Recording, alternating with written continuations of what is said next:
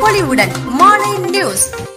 மயிலாடுதுறை மாவட்ட ஆட்சியர் அலுவலகத்திற்கு விபத்தில் படுகாயமடைந்து சிகிச்சை பெற்று திரும்பிய நபரை வீல் சேரில் பரபரப்பாக அழைத்து வந்த குடும்பத்தினர் செய்வதறியாமல் இருக்கையிலிருந்து உடனடியாக இறங்கி வந்த ஆட்சியரின் காலில் விழுந்து பாதிக்கப்பட்டவரின் மனைவி சம்பந்தப்பட்ட நபர்கள் மீது உரிய நடவடிக்கை எடுக்குமாறு கண்ணீர் மல்க கோரிக்கை விடுத்தார்.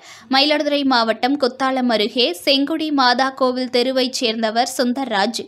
இவர் விவசாய கூலி வேலைகளை செய்து வருகிறார். கடந்த மாதம் 25ஆம் தேதி மயிலாடுதுறைக்கு சென்றுவிட்டு வீட்டிற்கு லிப்ட் கேட்டு சென்றுள்ளார். அப்போது அசிங்காடு சாலையில் டிப்பர் லாரி ஒன்று இருசக்கர வாகனத்தை முந்திச் சென்ற போது உரசியது. இதில் நிலை தடுமாறி கீழே விழுந்த ஓட்டுநர் மற்றும் பின்னால் அமர்ந்திருந்த சுந்தர்ராஜு கீழே விழுந்துள்ளனர். இதில் ஓட்டுநர் வயலில் விழுந்து சிறு காயங்களுடன் உயிர் தப்பிய நிலையில் பின்னால் அமர்ந்திருந்த சுந்தர்ராஜு கால் மற்றும் கைகளில் டிப்பர் லாரியின் சக்கரங்கள் ஏறியதில் எலும்பு முறிவு ஏற்பட்டது. உடனடியாக பொதுமக்கள் இருவரையும் மீட்டு மயிலாடுதுறை அரசு மருத்துவமனைக்கு அனுப்பி வைத்தனர்.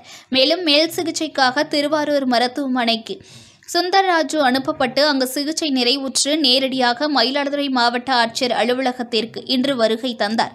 தொடர்ந்து வீல் சேரில் குடும்பத்தினருடன் பரபரப்பாக வந்த சுந்தர்ராஜு மக்கள் குறைதீர்க்கும் கூட்டம் நடைபெறும் கூட்ட அரங்கிற்கு வருகை தந்தார். தொடர்ந்து மாவட்ட ஆட்சியர் செய்வதறியாமல் உடனடியாக கீழே இறங்கி வந்து குறைகளை கேட்டறிந்தார். குத்தாலம் காவல் நிலையத்தில் விபத்திற்கு காரணமான டிப்பர் லாரியின் உரிமையாளர் சேகர் மீது புகார் அளித்தும் உரிய நடவடிக்கை எடுக்கவில்லை என அவரது மனைவி மாவட்ட ஆட்சியர் காலில் விழுந்து கண்ணீர் மல்க நடவடிக்கை எடுக்குமாறு வேண்டுகோள் விடுத்தார். பின்னர் பாதிக்கப்பட்ட நபரின் குறைகளை ஆட்சியர் கேட்டறிந்த நிலையில் விபத்து குறித்து உடனடியாக வழக்கு பதிவு செய்து நடவடிக்கை எடுக்க காவல்துறையினருக்கு உத்தரவிட்டார். மேலும் எழுந்து நடக்க முடியாத சூழலில் சுந்தர்ராஜ் இருப்பதால் சிறிய அளவிலான தொழில் செய்வதற்கு ஏற்பாடு செய்வதாக அவரிடம் ஆட்சியர் உறுதியளித்தனர்.